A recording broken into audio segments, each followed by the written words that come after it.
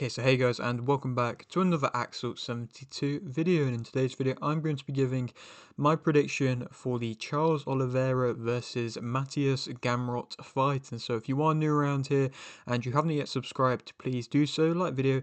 If you do indeed like the video, and feel free to join the Patreon as well. You can request any kind of combat sporting related content, and I will try my best to get it out there for you guys. There has been a great selection of videos that have come from there already, and I really appreciate all the support I've had with it. And again, the link will be in the description. Thank you very much. And let's get straight into this one though. And of course, this is a fight which has come with quite a lot of controversy, to be honest, because there's been a lot of backlash, of course, coming from the fact that Charles Oliveira wants to fight on this card, and he wants to, make his comeback so quickly after being KO'd so brutally against Ilia Topuria just at the back end of June. So, under 4 months ago, he's back. And I understand it's a big card in his home country where he will for sure have the fans turn out in big numbers, and, you know, that's what he would want. I'm sure that's what any fighter would want. And, he is definitely a people's champion type of fighter, Charles Oliveira. The fans do really love him. But I think his team allowing this fight to happen shows that Charles, it might be me being a bit harsh saying this, but it shows that Charles doesn't really listen to anybody around him, or at least isn't, because either his team has said don't do this and he's just gone over there and done it anyway, or his team are just not got the right kind of intentions at heart, for him, because I just don't think that any sane person who really wants to see Charles Oliveira succeed and have success, and also, care about his wellness as well, would say for him to come and fight this. Because any fighter, when they get knocked out badly, whether that be in any kind of combat sport, you have to take the time for the body, the brain, to be able to assess what's happened and recover fully. I mean, it takes a long time. You see fighters go and have, at least a minimum a year out before they come back. And even then, that can even be too soon, and then they will just never recover. And again, it's always risky. And I know in the past, Charles Oliveira hasn't really been known for getting knocked out on, back-to-back multiple occasions, but that was a real bad knockout. And again, I understand that he's probably frustrated with that fight and he's annoyed, and he wants to kind of get that feeling to get it, get it back, and to get back into the winning column and showcase the fans what he's truly about. And he never really got to do that in the Topuria fight. But I still do believe, like everybody that is kind of seeing the announcement of this fight, agree with, that he does need that time to recover. And, even if he wins this fight, I still think he should have some time to recover afterwards, because yes, Gamrot isn't really known for being able to go out there and get loads of knockouts. And yeah, Charles Oliveira might be able to win this fight. But again, you still need that time to recover. And the next time he's in with a power puncher, something bad like that could easily just happen a lot easier again if he's not taking that time to recover. If he's trying to rush himself back into another title shot, he's gonna have to take a few shots from a few other fighters who are, very skilled fighters. And I think it's only gonna, of course, get harder the more he wins. And so it's difficult. And again, I like everybody else is kind of saying, he does deserve or does need to have that time off. But of course, Charles is still a great fighter who has achieved so much in his career. And I think it just, at the same time, me saying this is just because, I'm a fan of Charles Oliveira. I don't want to see him get hurt badly and, have to bow out a legend, kind of in a bad way. You never want to see a legend who you've always supported in their career and have always kind of been a fan of bow out in a bad way. And it has happened, of course, multiple times with fighters. But if Charles is to lose this fight against Gamrot, who's coming in on short notice, again, if he gets stopped as well, then that could really be a career-ending, career kind of defining moment as well. And if he is to lose badly against Gamrot, again, in his home country as well, in front of his home fans, it would just be an awful look. And again, he's putting a lot onto this fight, and there is a lot of risk in this fight as well. But maybe at the same time, another reason as to why he might be wanting to come back so quickly is because he wants to still be that home fighter, and he knows that this is kind of the opportunity and perhaps one of the only opportunities he'll get to be a home fighter. I mean, he might kind of get lumped in with a contender who's up and coming, and to give them an opportunity, and then he's the away fighter and it's a lot harder and it's a lot tougher to be able to win, and he won't have the fans supporting him. I understand he probably would want to be the home fighter with all the fans cheering his name again. Who wouldn't? But again, a lot of risks. You don't want to see a legend bow out in a bad way. Of course, he was meant to fight Rafael Fiziev for that fight, and that fell through. Charles was very annoyed as fighters kind of weren't wanting to step up against him. Probably as for, especially the elite guys in the division who are ranked higher than Charles, there really isn't much to gain from facing Charles at the moment. I think for Gamrot, there is, a good amount to gain because he's stepping in on short notice and he's much lower ranked than Charles. But for, a name such as a Sarukian or even like a Dan Hooker or a Max Holloway or somebody like that, it's the case of there really isn't much to gain. And Paddy Pimblett as well, all these guys who are kind of not far away from a title shot themselves. If they fight Charles, there really isn't much to gain, because if they beat him, they have to basically beat him better than Topuria to really kind of earn themselves a title shot, because otherwise everybody will just say, well, you've beaten him by a decision, but Topuria went and beat him via first round knockout, so it's really not that impressive. So again, for any of them elite guys, I don't blame them for not wanting to come in on short notice against Charles. But I just hope they weren't saying, yes, I'll do it, and then just not doing it. That's what was kind of frustrating Charles from what it seemed. But of course, Gamrot has come and stepped in on short notice. He was very emotional to be given the chance and the opportunity.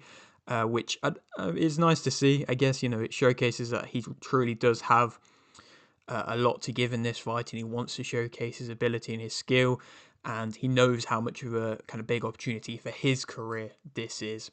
And I think in general, Gamrot's style is probably better for Oliveira to face than Fiziev, who's, a bit more of a bigger striker compared to Gamrot, and Gamrot is a bit more of a wrestler, so again, coming off the knockout in which Oliveira just suffered, Gamrot's style definitely does favour him a bit more.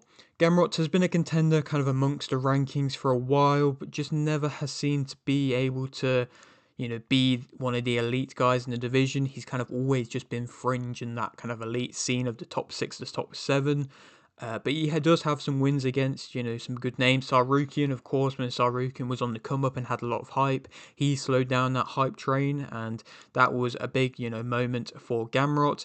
And he also has got a knockout victory against Fiziev, which, of course, is a big win to have as well. But like I say, this fight can definitely propel his career, and Dana may even reward him for coming in on short notice if he is to beat Oliveira. But of course, he does have the loss to Hooker kind of lingering over his career and, on his resume.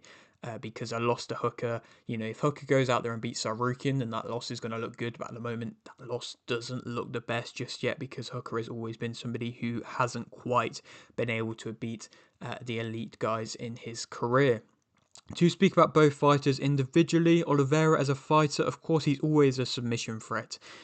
Even in his bad spots, when he's on his back, he enjoys being on his back and fighting on the ground. In them bad positions, he'll attack the leg on and off the ground. So, he'll always be a threat kind of going to the legs, and he'll work all the limbs as well. He'll try and go to a variety of submissions. And again, that's what was able to have a lot of success when he was at the peak of his career, at the top of the game. And as a champion, he was working all the limbs, attacking the leg, and being just a real threat and making opponents hesitant to want to go to the ground of him. But then he would get back to his feet and carry his own good level of power as well. The Gaethje fight, that proved it for his career. He carries that good level of power, and he was able to, get Gaethje down and then submit. And, that was just a great kind of selection of dominance in which he was able to have and show the versatility of his game. He does keep his hands high, which, again, makes it, I guess, even more impressive what Topuria was able to do to Oliveira, because Oliveira isn't just one of the fighters in the UFC who fights with his hands low. There's plenty of them in the UFC, but Oliveira isn't that. So the fact that Topuria was able to create the opening and find the gap like what boxers do, it's just very impressive. And again, to do that in such a quick succession, to be able to land 2 shots, to be able to, knock him out again is just impressive. But for the most part, like I say, he does keep his hands high and he is able to catch quite a few shots. He has a solid selection of kicks and they do come with power as well. He's comfortable. He wants to fight typically at quite a high pace, especially when he is on his feet for the most part. If he can get you on the cage, then that's when he'll have quite a good amount of success, whether that's just leaning on you or whether that is able to use his strength to get you down, which often he is able to do. He is difficult to get off and he's difficult to and he basically will just attach himself to you, which is again, a very difficult style to be able to deal with. If he gets onto your back, many of fighters have not been able to deal with him on their back. And again, if you look at the Michael Chandler fight, for an example, Chandler didn't really know what to do with Oliveira on his back, so he just kind of flung himself to the floor twice, and that didn't really do anything. I think he has a bit of an underrated uppercut and a nice inside knee. He's accurate and kind of watches what's going on, even in the chaos. He's comfortable, he's relaxed, he's accurate, and Chandler's somebody who wants to be fighting in the chaos. And when they were fighting, especially in that second fight, he was looking composed, accurate, and was just kind of, like I say, watching what was going on, not getting caught with anything too silly, and then was going for his own strikes as well. It's a nice technical aspect to his game. Negatives about him: he walks on 2 shots, that has been showcased as a bit more evident. I think he is becoming more and more flat-footed and a bit slower in his game as well. His striking and his punching isn't so clean. I would say his punching can be a little bit, messy at times. He's been hurt bad, obviously. He stands quite tall. He can be made to trade, and if he is trading, then that's really not, where he wants to be. His chin can be in the air, his head's on the line. If you don't come down to his level, then he's just gonna be on the floor until you kind of get up, and he will constantly trying to get you down to his level. But if you don't do that, then I think you can have success on the feet if he can't get you down and if he can't force you down. He can be a bit predictable. He can be outstrengthed, and to be fair, it's difficult to outstrength him because he is a very strong guy, but Topuria was able to outstrength him and have success on the ground. He's more flat-footed, like I say. His kicks don't always have enough respect, or effect on them to gain the respect of the opponent. And the kicks that he was throwing against Topuria was just then landing his punches over the top, because it's okay doing them inside calf kicks, but if they aren't, actually slowing down the opponent, then they're just a wasteful shot you can get countered very easily from. So again, that's what was happening against Topuria. He can give up his back a little bit too much. He is not mixing in ground and pound that much. I think Gamrot mixes in ground and pound a bit more. He can rush in. If you can, work the gaps, find the angles against him. I don't think Gamrot is really too good at doing that, and fighting on the back foot is a bit of an issue for himself. Gamrot, as a fighter, he's got solid boxing ability. I would say it's quite similar to Oliveira, really, kind of basic kind of level boxing ability. I would say Oliveira's is a bit better, really. He can fight at a high rushing tempo and will probably start quite quickly. He's got solid kind of down-up feints, probably feints a bit better than Oliveira. He is able to go to a single leg and get you down from a single leg quite consistently and quite well. That's kind of something in which he's very much used to, and that's something in which I'm sure Oliveira is going to be aware of. He's able to keep his grip well. He chops opponents' hands and legs when he's in the clinch. He controls wrist well. He has a good wrist control, and he was able to show you that well last time out against Klein. I respected him for taking the Klein fight last time out because, Klein was an unranked guy and Gamrot just wanted to face anybody he could. And again, he was able to have a lot of success against Klein, doing all the things in which I'm saying. He can stay in a controlling position. He can keep himself in tight and keep his legs in a good spot whilst on the ground. When he's facing Klein, he was able to do that for the majority of the fight. He, like I say, has a bit more of a ground and pound type of threat, and he has a nice kind of short head kick in which he's able to throw. Again, not tremendous speed, but like I say, it's a nice shot. Negatives about him, I think he stands tall. He can be made to follow. He can get caught with the jab, and getting in past the jab can be a bit of an issue. He's not as physically strong. Getting in the fight, getting the fight away from the cage can be a bit of an issue, and kind of advancing that position can be a bit of an issue for himself. And he actually doesn't really go for a tremendous amount of submission attempts, or isn't really that much of a submission threat, even though he is quite a dominant wrestler. And in general, he doesn't really get that many finishes. He doesn't work off his opponent's back that well, even though he's in a good position, he doesn't really do that much to work off it. He can put himself in bad spots going so low to get the single leg, and again, that's what can make easier for him to be his takedown to be stuffed. He is flat-footed himself. He can tire from his own wrestling, and I think that did happen a bit in the third round. And again, the pace did slow down a bit then. His timing of you on the back foot when he's standing is a bit of an issue. He's a bit wilder in his strikes, and he can have quite a big kind of wild looping overhand that he's throwing without much kind of control. His head's on the line, and I think he does leave more gaps and more openings to strikes. Who do I think is going to win in this one? I do think Charles Oliveira is going to be able to win. I think he's going to be able to win via submission in round 3.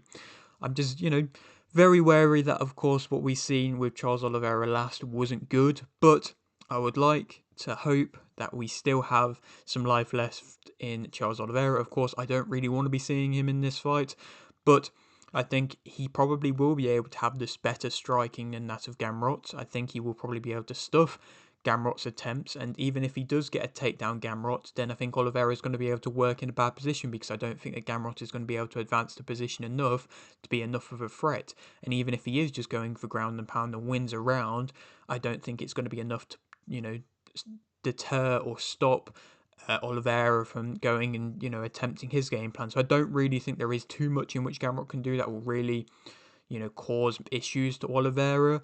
Again, of course, we'll have to wait and see what the chin is like now of Oliveira, and if that's actually taken a real obvious beating.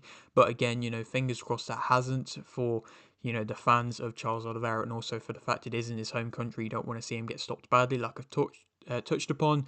But again, I'm going to go with a submission in round 3 for Charles Oliveira. And then who we can go on to fight next? I mean, Fiziev probably is still an option. Dariush is an option as well.